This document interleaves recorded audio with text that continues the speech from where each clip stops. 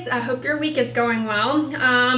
We're having a flash flood outside, so again, I apologize for the sound of pouring rain. I know that seems to be a theme lately in some of my videos, but it's rainy season. Anyways, as you can tell from the title and thumbnail of today's video, I have some products from Boots number 7 that I think you could call glow essentials. They're products that are cosmeceuticals intended for brightening the skin and maybe removing some discoloration, uneven skin tone. These products were gifted to me by Boots number 7 through the Octoly platform in exchange for this review. So in other words, I applied via Octoly to get these products for free so that I could review them for you guys, but I'm not being paid to do this review. It is not sponsored. But anyways, the first product that I'll chit chat with you guys about is their dark spot correcting booster serum. This product has several ingredients in it that are botanic ingredients with well-established outcomes in skin brightening. They function through a variety of ways to inhibit some of how pigment is produced in the skin, how it's moved around, and in doing so can impart a brightening effect. The nice thing about the Boots number 7 booster serum is that the ingredients that it contains can be used alongside other prescription topicals for skin whitening. It can be used alongside tretinoin, and it can be used alongside hydroquinone, another well-established skin whitening, lightening agent for improving hyperpigmentation. So it can be used alongside of those things, but it also can be used by itself. So if you are not able to use those, this is something that you can use in their place. And this is something that can be used on an ongoing basis. Some of those other things like hydroquinone specifically, you know at this point from watching my videos on hydroquinone that you really can't use it every day indefinitely. You at least have to take a break from it, and there are side effects that can occur with it. Both tretinoin and hydroquinone are not ideal in pregnancy. Tretinoin is contraindicated in pregnancy, but the ingredients in this are considered to be safe in pregnancy. So this is an alternative product for people who are coping with hyperpigmentation related to pregnancy. Melasma, really common in pregnancy. To set your expectations though going in, these ingredients, while they can impart some skin brightening and skin whitening and lightening of hyperpigmentation, the outcome is going to vary a lot depending on the individual. Meaning the extent of hyperpigmentation that you're dealing with and the type of hyperpigmentation. Hyperpigmentation that's really deep in the skin, this is not going to address, but it certainly can improve some of more surface hyperpigmentation, and it's really good for accelerating the rate of improvement of post-inflammatory hyperpigmentation. But when you use a product like this, you also run the risk of developing irritation to it. People can run into problems with just skin irritation from the ingredients. They don't tolerate the ingredients well. And whenever irritation develops, then it takes you several steps back in your journey to improving hyperpigmentation, because irritation and inflammation of the skin really drives pigment production. So you can really set yourself way far back. Also, this product and these ingredients need to be used alongside very rigorous sun protection in order to yield optimal results. So that's kind of a little overview of what this is intended to do and what it might do for you and why you might be interested in using it. What are the ingredients? It has gluconolactone in it, which is a humectant that has been shown actually to have some UV protective abilities. It's definitely not a replacement for sunscreen, but it can hydrate the skin, and it might actually be able to protect the skin cells a little bit from some of the damage from ultraviolet radiation, which drives hyperpigmentation. Gluconolactone also, it's a polyhydroxy acid. So it not only functions to help hydrate the skin, but it also can help in accelerating turnover of some of the dead skin cells on the surface of your skin, and help in turning over some of that hyperpigmentation and accelerating the rate of clearance at which that occurs. But it's very gentle. It does so in a very gentle way, unlike most exfoliants. polyhydroxy acids are really, really precise and gentle in kind of turning things over. So much so that they can be often well tolerated by people with rosacea, believe it or not. All right, the other ingredient in this is going to be vitamin C. Now, I have a video talking about why I don't use vitamin C serums, because vitamin C is unstable, or specifically L-ascorbic acid is unstable, it degrades, and when it degrades, it can be very irritating and cause problems for people.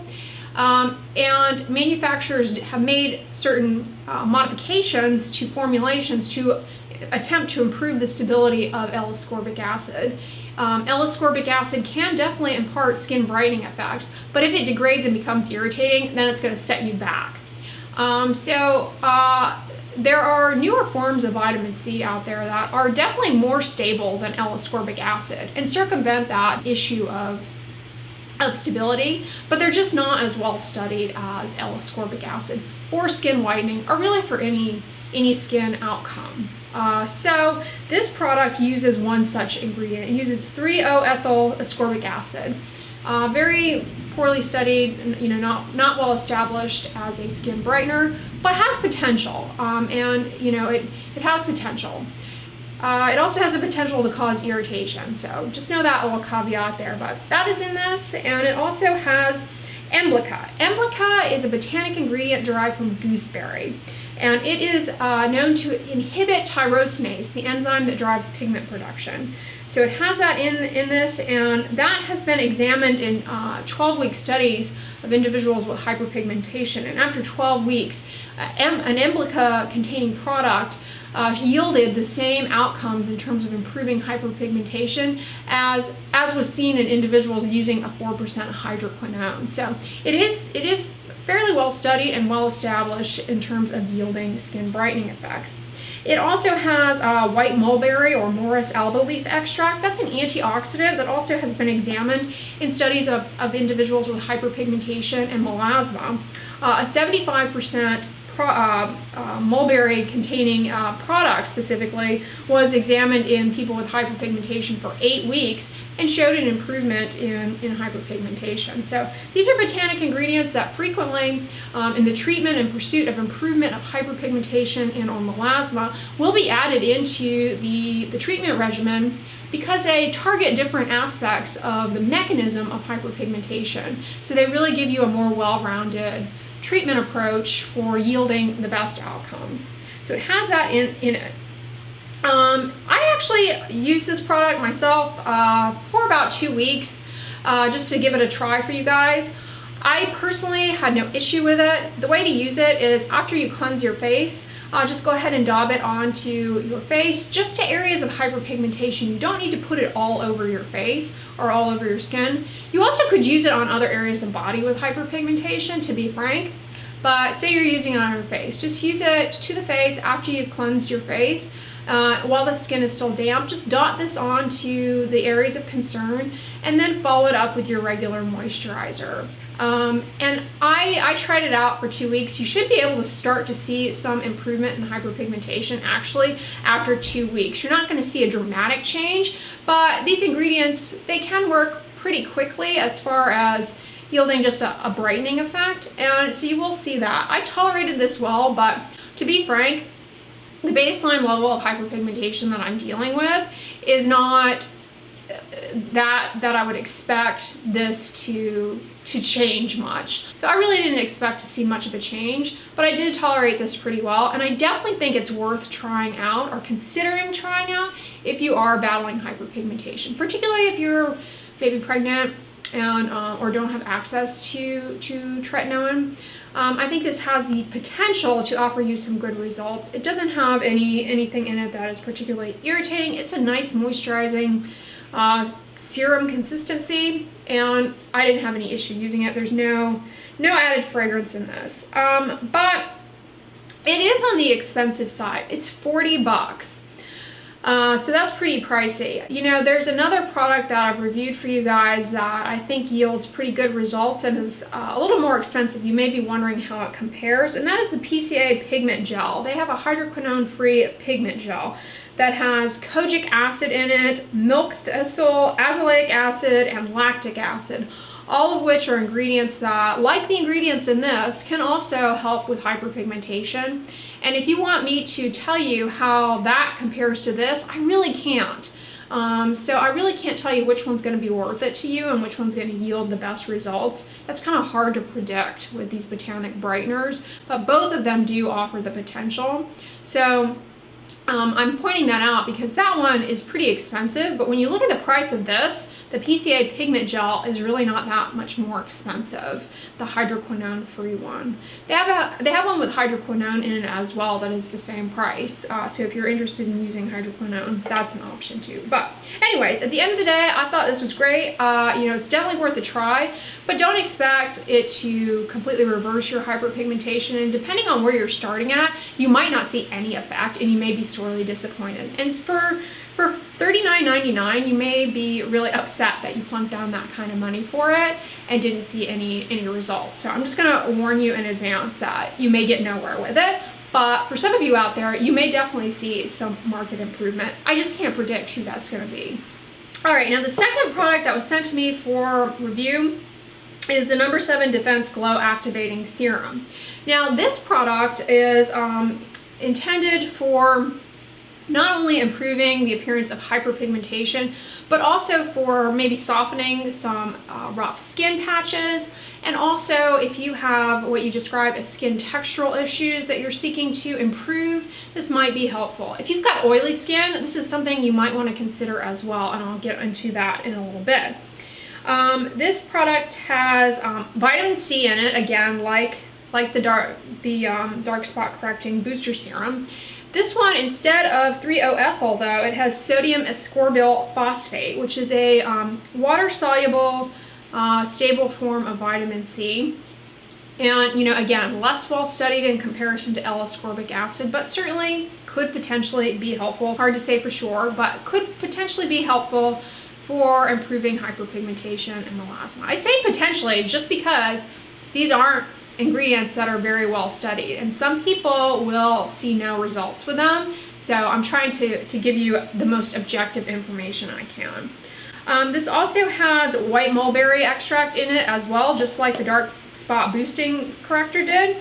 You have that, which is the antioxidant that has been shown to improve hyperpigmentation. It also has a variety of peptides in it, which gets to improving skin texture and firmness. Peptides really can get into the skin and really hydrate it up. They act as humectants, and there's some thought that some peptides may be able to stimulate a little bit of collagen production and thus improve the appearance of wrinkles and fine lines. But that's always kind of questionable if they actually do that. This has matrixyl in it, which is one of the more well-studied peptides out there.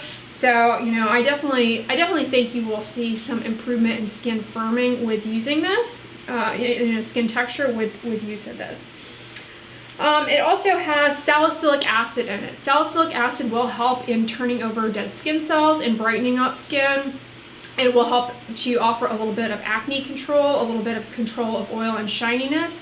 But because this has salicylic acid in it, it may be very irritating to some of you. And if you're using tretinoin, you cannot use it alongside tretinoin. And I'll get into a little bit about how to use this. But before I get into that, the last thing you should know about this is it does have alcohol denaturant in it. Alcohol denaturant is likely added to kind of help stabilize some of these ingredients, but it can be irritating and sting. So I don't think this is a good product for people with sensitive skin. I think you're going to have a lot of irritation with this. The way to use this product actually is kind of similar to the dark spot corrector. After you cleanse your face, go ahead and put it on, and honestly, unlike the dark spot corrector, you can put this on to a more diffuse area, more widespread area on your face, for example, or you could just do it to targeted spots. But you could do it that way, and by itself, it's fine. It's enough of a moisturizer alone that you don't need to layer on a moisturizer on top of it, but you might want to, given that it does have alcohol denaturant. You may find that that is a little bit too drying, and you need another moisturizer on top, which is fine. You can just put another moisturizer on top. But I found, honestly, that this by itself was a decent enough moisturizer, and I didn't really need to use anything with it. All right, so you do it that way. You can use this twice a day, and you'll probably be more likely to see more significant outcomes using it twice a day. But you know, I use tretinoin at nighttime, so I couldn't use this at night. I could only use it in the daytime. I put it on in the morning to my face, and then I applied my sunscreen over it. And you know, so that's one way to use it. But you also can use it twice a day if you don't use tretinoin at night. The salicylic acid in this, though, will increase the risk of irritation if you use it alongside tretinoin in your nighttime skincare routine, and could potentially compromise the efficacy of your tretinoin. So I don't recommend doing that. But it's $24.99, so a little less of a cost, a little less costly than the dark spot booster. You know, when it says suitable for sensitive skin, I'm not sure I believe that. Given that it's got sal acid and alcohol denaturing in it, I think you might run into irritation. And if you have acne, that irritation can precipitate a breakout. But I had no issue with it. I used it for about 2 weeks just to test it out. And like I said, I felt like it was enough by itself as a moisturizer that I didn't necessarily need to use it alongside another one. Alright, and then next are their Hydrogel Eye Masks. These are little hydrogel patches that you can wear under the eyes at nighttime or in the morning for, what does it say, 10 or 15 minutes. They're really nice, you guys. They don't have added fragrance. They're just a nice hydrating hydrogel that has a variety of humectants impregnated onto the hydrogel. It's got glycerin and Chondrus crispus extract, which is a marine algae, and can help in terms of adding hydration to your skin. Really wonderful. It also has magnesium ascorbyl phosphate, which is a stable vitamin C, and can potentially brighten up dark under eye circles and just kind of improve the appearance of hyperpigmentation around the eyes. I personally really enjoyed using these and didn't find them to be irritating. I found them to be very comfortable to wear, and I honestly did see a little bit of a brightening effect under the eyes, just in terms of improving just puffiness and discoloration just through hydrating up the skin. I thought they really gave me kind of a more alert, awake, and oriented appearance. And they don't have that huge encyclopedia of ingredients that a lot of other eye products do. So I found them to be easy to tolerate, not irritating, and I thought they were good and would definitely enjoyed using these. Patchology makes some that are laden with fragrance, so I don't recommend those. I would definitely choose these over the Patchology ones. And also, Skin Iceland makes some that I've never tried before, but these might be a nice, more cost-effective dupe for those.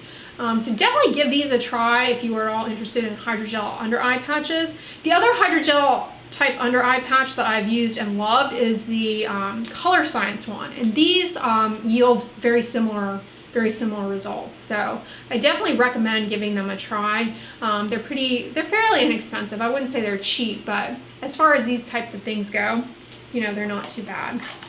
All right, and then last up, I am excited to share this with you because I think a lot of you will really like it. It's not something that I would use at all, but I have dabbled in these things in the past here and there, and for whatever reason in the fall is when I tend to dabble.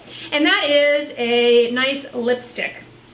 This is in the color Nutmeg Spice. It is their Moisture Drenched Lipstick, and I really like these lipsticks in terms of the ingredients, because they just have very minimal ingredients. There are no flavorants or essential oils added. I see that sometimes in lipsticks, and I'm always like, why? It's just begging for colitis. They're formulated with shea butter, sunflower seed oil, and panthenol, which are skin conditioning agents. They do have castor oil in them, which some people can become sensitized to and subsequently allergic to, and that can cause problems. But this Nutmeg Spice color, you guys, is really pretty. Let me show it to you all because it's a really nice color for fall, and then of course I'll put it on. I've only worn it a few times because, like I said, I don't wear makeup and this isn't really my thing, but it's kind of cool because on the lipstick itself they have stamped number 7.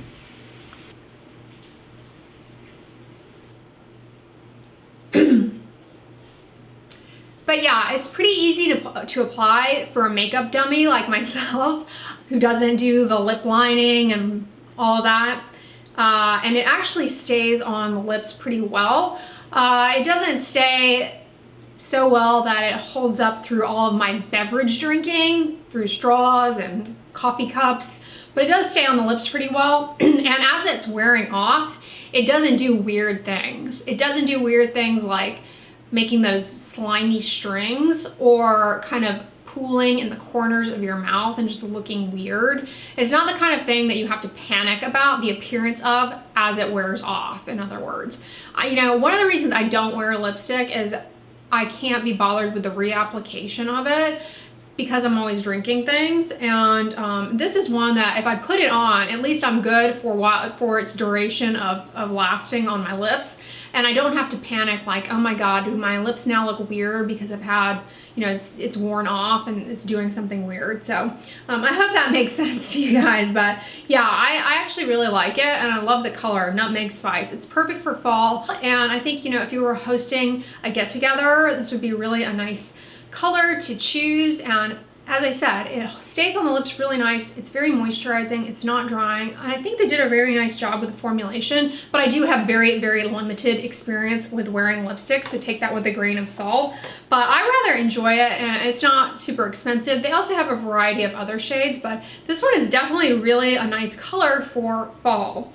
So anyways, yeah, those are the number 7 products that were sent to me for review. I hope you guys enjoyed this video. Check the links in the description box if you are at all interested in any of these products. I will link them for you. But if you liked it, give it a thumbs up, share it with your friends, and as always, don't forget, sunscreen and subscribe. I'll talk to you guys tomorrow. Bye.